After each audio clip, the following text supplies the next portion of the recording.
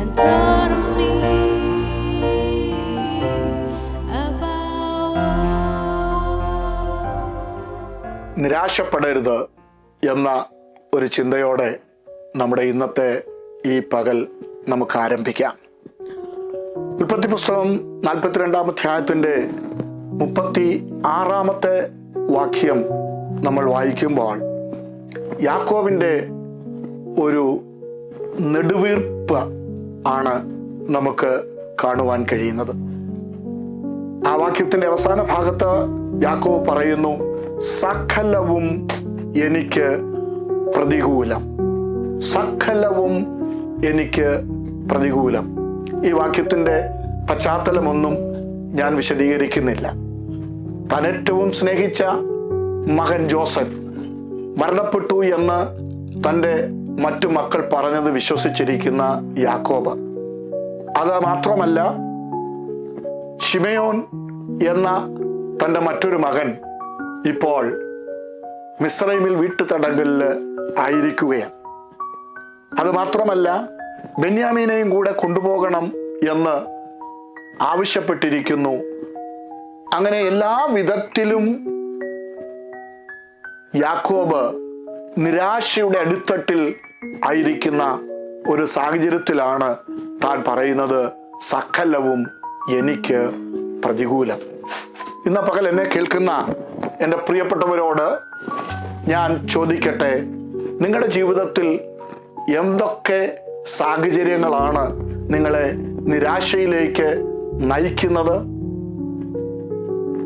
ജീവിതത്തിൽ പലപ്പോഴും നിരാശ മാത്രമാണ് എനിക്കുള്ളത് എന്നോർത്ത് നിങ്ങൾ നെടുവീർപ്പിടുന്ന അനുഭവങ്ങൾ നിങ്ങൾക്കുണ്ടോ?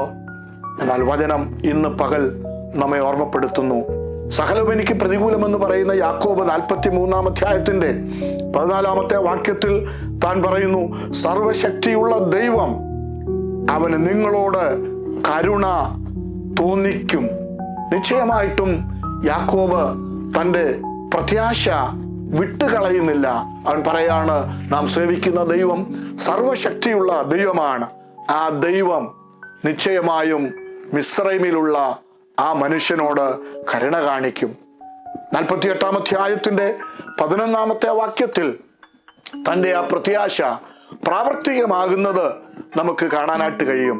ജോസഫിന്റെ അടുത്ത് യാക്കോബ് ചെല്ലുന്നു. യാക്കോബ് ജോസഫിനോട് പറയുകയാണ്, നിന്റെ മുഖം കാണുമെന്ന് ഞാൻ ഒരിക്കലും പ്രതീക്ഷിച്ചില്ല, എന്നാൽ നിന്റെ സന്തതിയെയും കാണുവാൻ ദൈവം എനിക്ക് ഇട നൽകി. പ്രിയമുള്ളവരെ, പലപ്പോഴും നിരാശപ്പെടുത്തുന്ന സാഹചര്യങ്ങൾ ജീവിതത്തിൽ വന്നാൽ ഭാരപ്പെടരുത്. നാം സേവിക്കുന്ന ദൈവം സർവശക്തിയുള്ള ദൈവമാണ്. നമ്മുടെ പ്രതീക്ഷയ്ക്ക് അപ്പുറത്ത് ചെയ്യുവാൻ അവൻ ശക്തനായ ദൈവമാണ്. നമുക്ക് ആ ദൈവത്തോട് പ്രാർത്ഥിക്കാം. സ്വർഗസ്ഥ പിതാവേ, ഞങ്ങളുടെ ജീവിതത്തിൽ പലപ്പോഴും നിരാശകൾ കടന്നു വരാൻ സാധ്യതയുണ്ട്.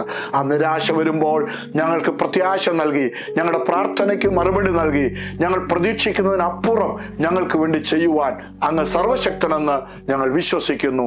യേശു ക്രിസ്തുവിൻ നാമത്തിൽ തന്നെ. ആമേൻ, ആമേൻ. God bless you. Have a nice day.